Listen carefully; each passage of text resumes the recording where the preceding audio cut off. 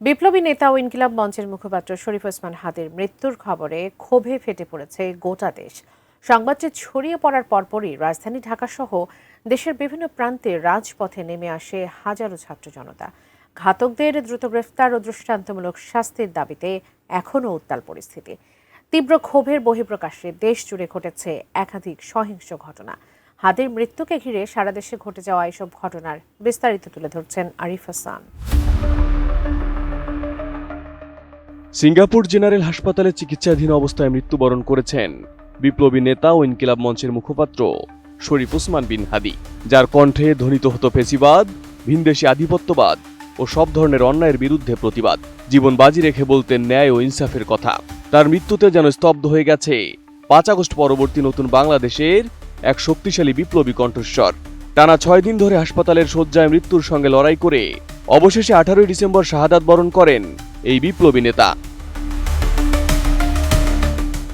এদিকে হাদির মৃত্যুর খবর ছড়িয়ে পড়ার সঙ্গে সঙ্গেই উত্তাল হয়ে ওঠে গোটা দেশ। 18 ডিসেম্বর রাত থেকে রাজধানী ঢাকাসহ সারা দেশে ঘাতকদের দ্রুত গ্রেপ্তার ও দৃষ্টান্তমূলক শাস্তির দাবিতে বিক্ষোভে ফেটে পড়ে বিক্ষুব্ধ ছাত্র জনতা। রাজধানীর শাহবাগ, ঢাকা বিশ্ববিদ্যালয় ক্যাম্পাস, সায়েন্স ল্যাব ও উত্তরাসহ বিভিন্ন গুরুত্বপূর্ণ স্থানে বিক্ষোভ মিছিল বের করা হয়। বিক্ষুব্ধ জনতা শাহবাগ মোড়ে অবস্থান নিয়ে সড়ক অবরোধ করলে আশপাশের এলাকায় যান চলাচল সম্পূর্ণ বন্ধ হয়ে যায়। এ সময় তারা ভারতীয় আধিপত্যবাদ বিরোধী স্লোগান ও দ্রুত বিচারের দাবিতে নানা জ্বালাময়ী স্লোগান দেন।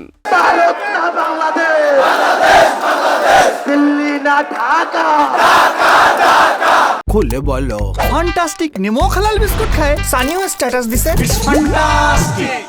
এই বিক্ষোভে অংশ নেন এনসিপি, বৈষম্য বিরোধী ছাত্র আন্দোলন, ছাত্র শক্তি, ডাকসুর ছাত্র প্রতিনিধি ও ইসলামী ছাত্র শিবিরের নেতাকর্মী সহ ফেসিবাদ ও আধিপত্যবাদ বিরোধী বিভিন্ন ছাত্র ও রাজনৈতিক সংগঠনের নেতাকর্মীরা।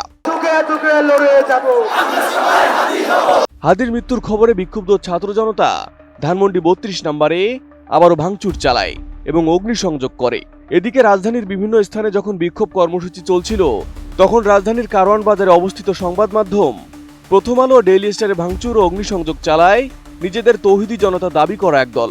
এ সময় সংবাদ মাধ্যম দুইটির ভবনে আটকা পড়ে অনেক সংবাদকর্মী। পরে তাদের নিরাপদে উদ্ধার করা হয়। এ সময় হেনস্থার শিকার হন সম্পাদক পরিষদের সভাপতি নুরুল কবির। রাজশাহীতে হাদির মৃত্যুর খবরে হত্যাকারীদের বিচারের দাবিতে বিক্ষোভকারীরা বুলডোজার দিয়ে রাজশাহী মহানগর আওয়ামী লীগের অফিস গুড়িয়ে দেয়। রংপুরেও হাদির হত্যাকারীদের বিচারের দাবিতে জুলাই আন্দোলনকারী সাধারণ শিক্ষার্থী ও বিভিন্ন রাজনৈতিক দলের নেতাকর্মীরা বিক্ষোভ মিছিল ও প্রতিবাদ সমাবেশ করেন। প্রতিবাদ শেষে ক্ষুব্ধ ছাত্র জনতা মিছিল নিয়ে শাপলা চত্বর থেকে ফেরার পথে নগরীর খামার মোড় এলাকার মেয়র মোড়ে লাঙ্গল প্রতীক ভাঙচুর করে। এছাড়া পৃথকভাবে উত্তর অঞ্চল ও দক্ষিণ অঞ্চলের মহাসড়কে বিক্ষোভ করেছে হাজার হাজার বিক্ষুব্ধ ছাত্র জনতা। এর ফলে যান চলাচল বন্ধ হয়ে যায়। এদিকে প্রতিবাদের আগুন রাজধানী চট্টগ্রাম, রাজশাহী, সিলেট ও খুলনা সহ দেশের প্রধান শহরগুলোতেও গভীর রাতে ছাত্র জনতা রাজপথে নেমে আসে। অনেক জায়গায় টায়ার জ্বালিয়ে বিক্ষোভ প্রদর্শন করা হয় এবং দেশের বিভিন্ন স্থানে ক্ষমতাচ্যুত আওয়ামী লীগের নেতাদের বাসায় আগুনও দেয় বিক্ষুব্ধরা। এদিকে পরদিনও উত্তাল দেশের বিভিন্ন স্থান। Arif Hasan, ATN news.